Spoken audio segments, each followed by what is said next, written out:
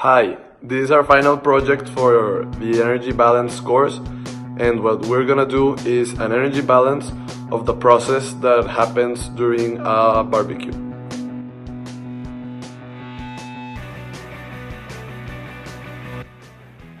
So basically what will happen is we're gonna place a cold, raw piece of beef on the grill, and it's gonna gradually start to heat up as it cooks until it reaches a final temperature.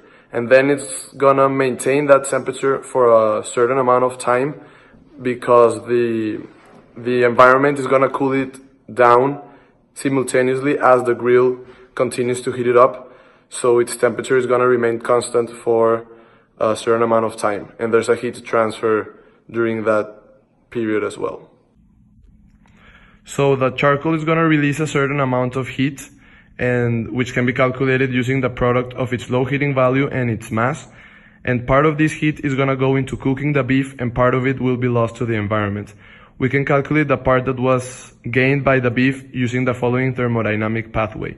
First, we're gonna calculate the sensible heat related with the temperature increase of the meat using the following equation, but in this case, since the Cp is constant, we're gonna use this simpler expression. Then we're gonna calculate the heat transfer during the period of time when the temperature of the beef remained constant by using this equation, where U is a constant found in literature for beef, A is the superficial area of this beef, and delta T is the difference between the temperature of the environment and the temperature of the piece of beef.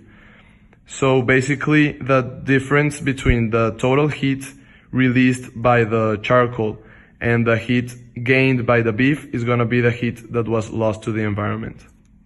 During this process, approximately 27 megajoules of heat were lost to the environment, which represent 99.5% of the total heat released by the charcoal.